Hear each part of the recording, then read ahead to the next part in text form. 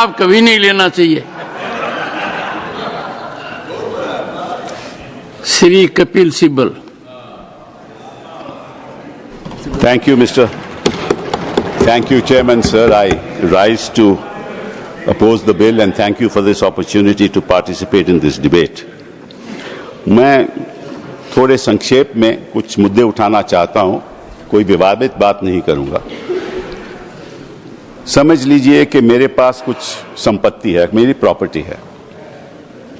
मैं हिंदू हूं या मुसलमान हूं या ईसाई हूं या सिख हूं, मैं उसको चैरिटी में देना चाहता हूं, तो कौन उसको रोक सकता है?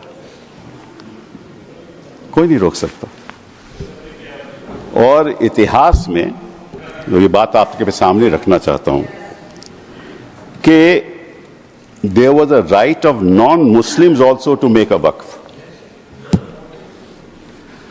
और 1954 में और 1995 में जो प्रावधान लाया गया, उसमें यह लिखा गया कि केवल मुसलमानों को वक्फ बना सकते हैं, कोई और नहीं बना सकता, प्रॉपर्टी नहीं दे सकता। और 2013 में जो संशोधन लाया गया, ये जो रोक थी वे खत्म हो गई।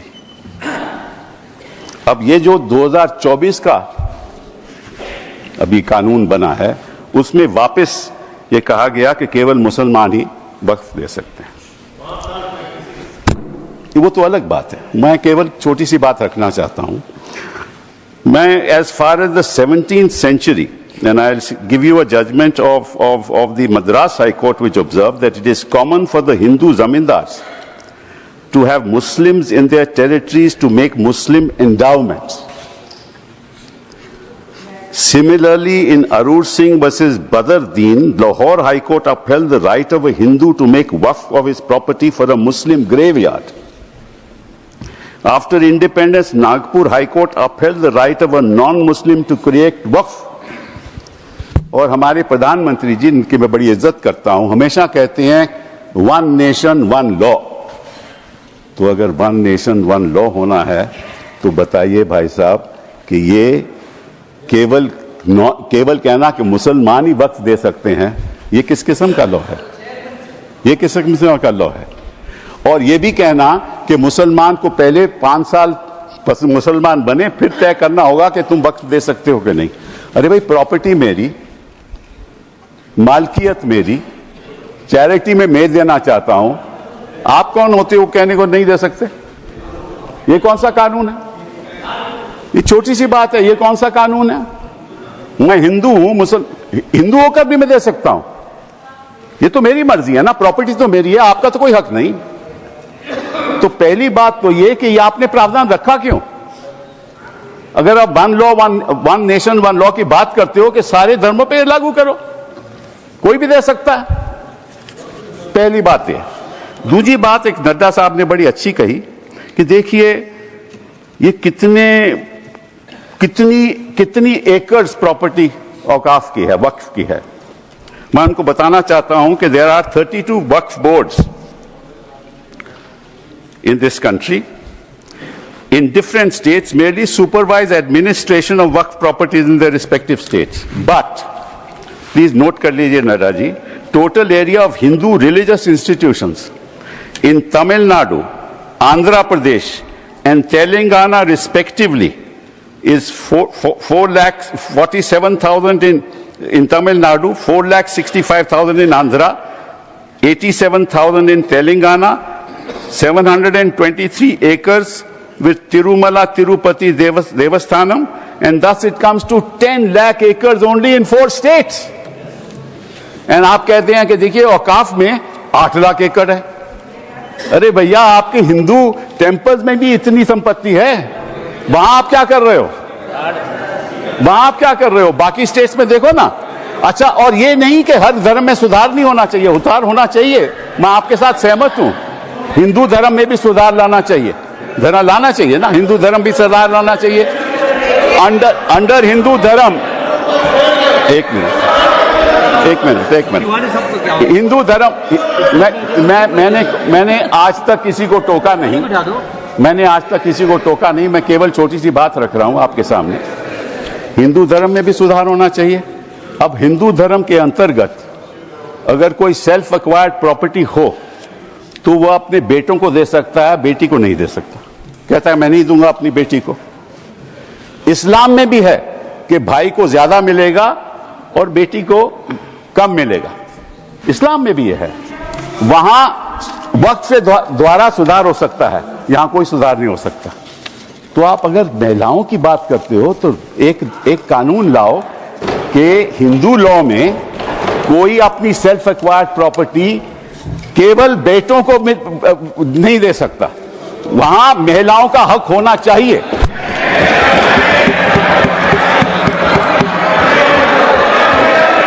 और आप हमें ये आश्वासन दो,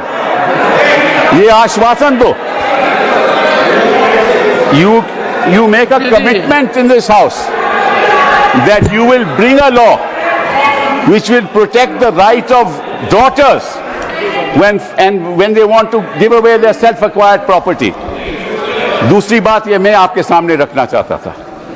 तीसरी बात मैं आपने सामने रखना चाहता हूं। आपने कहा, और ये बात आपको वैसे जाननी चाहिए, शायद मालूम नहीं आपको बताया या नहीं, लेकिन ये जो बोर्ड है ये एक स्टैट्यूटरी बोर्ड है, पहले भी था।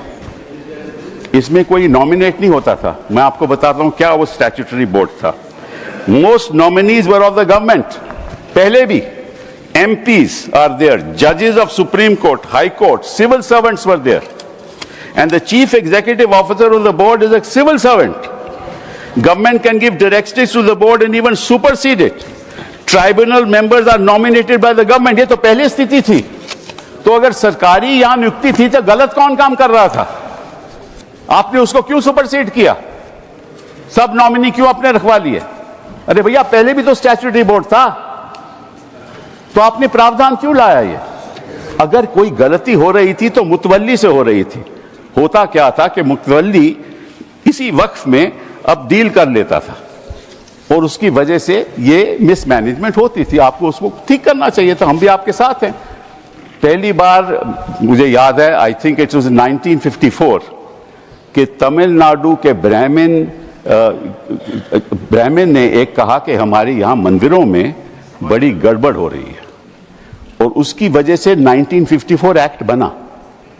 तो गड़बड़ तो सब जगह होगी, आपकी सरकार में भी बड़ी गड़बड़ हो रही है, वो भी हो रही है, वो ठीक है, वो तो गड़बड़ तो होती है, गड़बड़ तो होती है।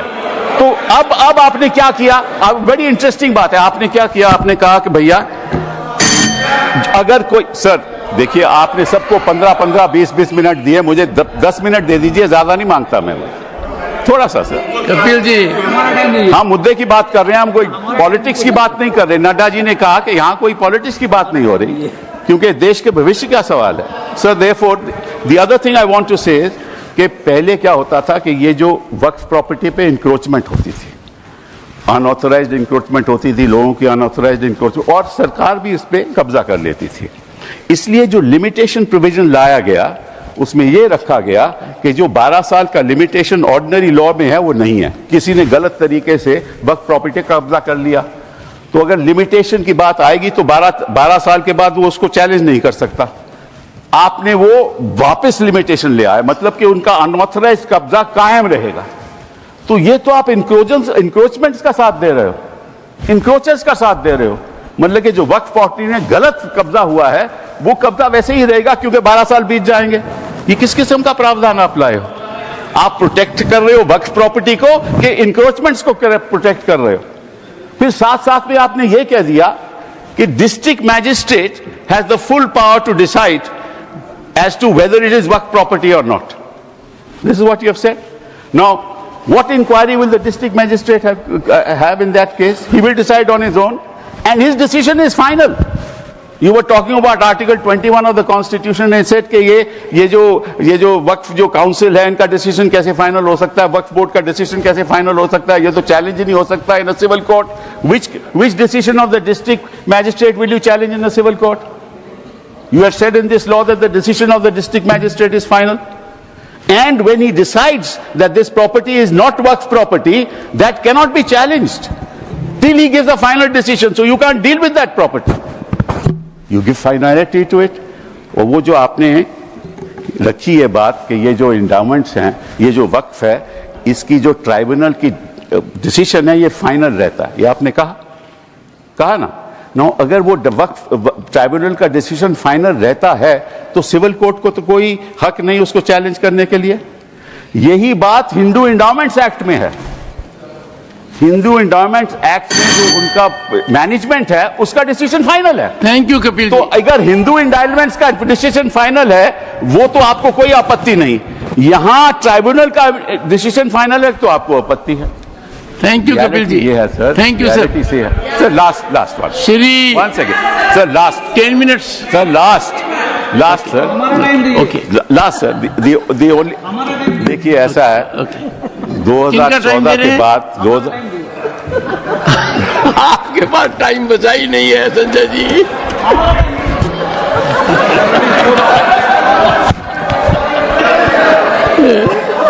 Kapil ji. Sir, just give me a minute. Honorable members. Sir, just 1 second. Kapil ji. One second, sir. 1 second. What is the fact of the matter is the problem. 1 second, Kapil ji. Honorable Parliamentary Affairs Minister. Sure. मैंने honourable chairman sir, पिछली बार भी कपिल सिब्बल जी जब यहाँ बोले थे तो मैंने कहा था कि सीनियर एमपी बैठ के हमारे साथ में डिबेट डिस्कशन में हिस्सा लेगा तो हम लोग अच्छा लगता है। लेकिन प्रॉब्लम क्या है कि वो कई बातें बोल करके सीधा चले जाते हैं, क्लैरिफिकेशन नहीं सुनते हैं। उनके बोलने से पहले 1-2 लोग बोलते हैं तो वो जरूर सुनते हैं, मगर उसके बाद वो कुछ ऐसा सवाल रख करके चले जाते हैं, फिर वो सुनने के लिए बैठता नहीं। तो रात को जब मैं जवाब दूंगा तो वो तो रहेंगे नहीं। तो इसका ऐसे परिस्थिति में मुझे क्या करना चाहिए सर, आप बताइए, क्योंकि ये तो बड़ा समस्या हो गया सर। कपिल जी एक मिनट, 1 सेकेंड सर, जैसे कि उन्होंने बड़ा, क्योंकि उससे सीनियर होने के नाते उसका सूझबूझ समझ, उसका इंटेलेक्ट को तो मैं चैलेंज नहीं कर सकता हूं, लेकिन जैसे कंफ्यूजन बात करके चला गया। उन्होंने 4 स्टेट का रिलीजियस जो लैंड है उसको वक्फ का साथ में कंपेयर करके कंफ्यूजन करके चला गया। वक्फ प्रॉपर्टी रिलीजियस प्रॉपर्टी नहीं होता है, वक्फ प्रॉपर्टी अलग है, वो सिविल है। यहां उन्होंने एग्जाम्पल गलत देख के चला गया। फिर बोलता है कि मेरा जमीन मेरा प्रॉपर्टी है, आप कौन होता है कानून बनाने वाला। मैं इसलिए बोल रहा हूं कि वो चले जाएंगे। वो सर नहीं, डॉक्टर अभिषेक सिंह भी चले गए हैं। अभिषेक जी तो चले गए, अब मैं क्या करूं, रोक नहीं सकते सर। वापस आएंगे क्योंकि विप है, because of whip will come वापस सर। तो जैसे कि सर मैं इसलिए बोल रहा हूं चेयरमैन सर, जैसे कि उन्होंने कहा कि जमीन मेरा है, तुम कौन होता है कानून बनाने वाला। तो जब कोई ट्रस्ट बनाता है तो ट्रस्ट को कौन चलाते हैं, उसका निगरानी कौन करता है, चैरिटी कमिश्नर। तो आप बोलेंगे कि मैं हिंदू हूं, मैं हिंदू एक ट्रस्टी हूं, तो चैरिटी कमिश्नर में तुम मुस्लिम नहीं आ सकते हो, क्रिश्चियन नहीं आ सकते। ऐसे हो सकता है कि इस देश में देश कानून से चलता है। आप बोलते हैं मेरा मर्जी होगा, इसका मतलब क्या एक मिनिस्ट्री मुसलमानों के लिए अलग मिनिस्ट्री बनाना है और हिंदुओं के लिए अलग मिनिस्ट्री डिपार्टमेंट खोलना है। आप कैसे बात करके जा रहे हैं इतने सीनियर होते हुए। आप इस तरह का देश में एक कानून सबके लिए चलेगा तो ये देश के लिए अच्छा होता है। मैं डिटेल में जवाब दे सकता हूं, मगर ये मेरा रिप्लाई का टाइम नहीं है। लेकिन आप चले जाएंगे, इसलिए मैंने कहा कि इस तरह का आप बात रख करके चले जाएंगे, बाद में आप रिप्लाई नहीं सुनेंगे, फिर अधूरा हो जाएगा। इसलिए मैं ये कह रहा हूं। ऑनरेबल फाइनेंस मिनिस्टर पड़ेगा सर, मुझे आई कम टू यू। मैं भी बीच में एक बार बोलूंगा। I come to you honourable finance minister.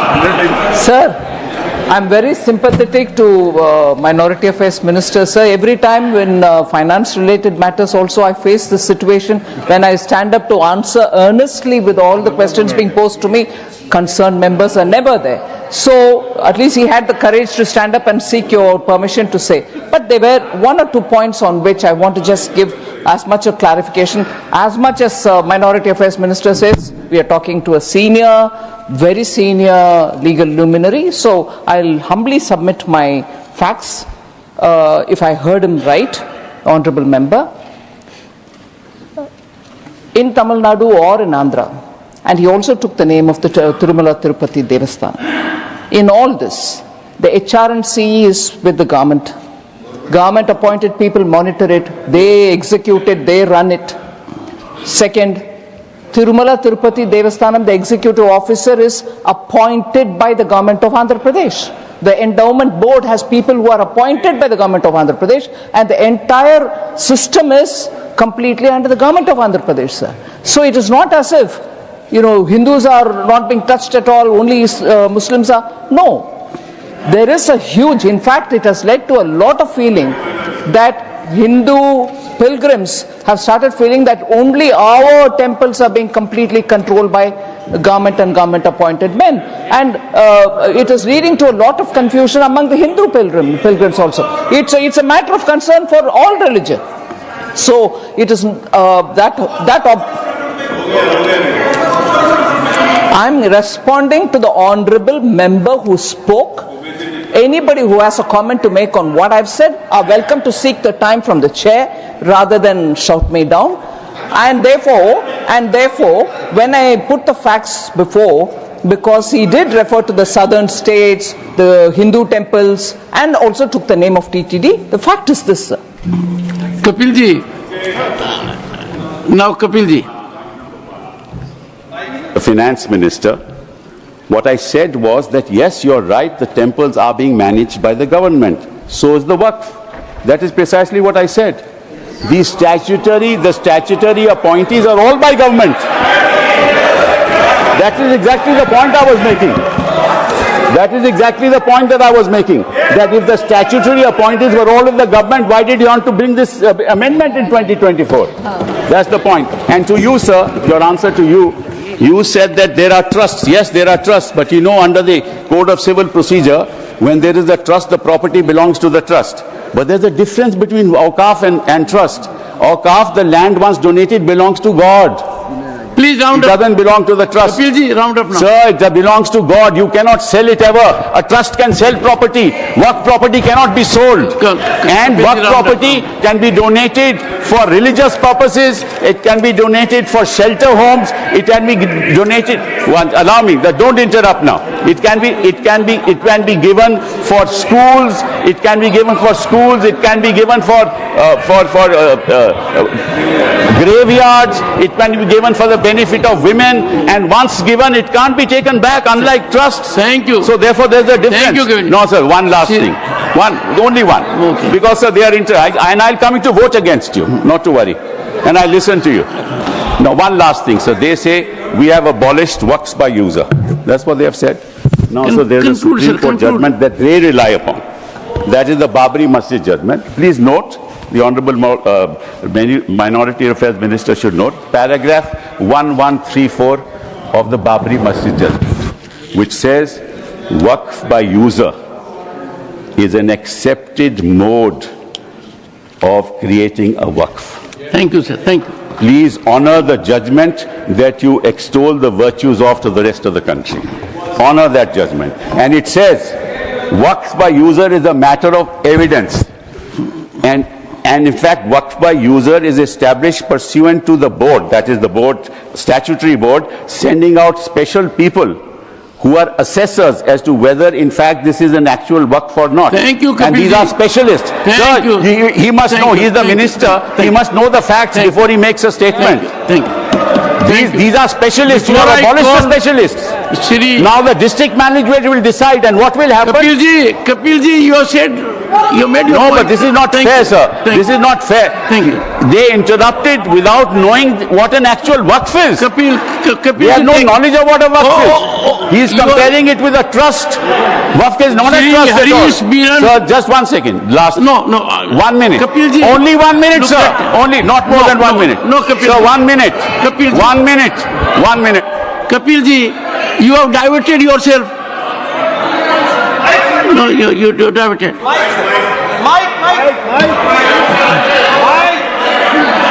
No, Kapilji, it can't. No, your time. 1 minute, sir.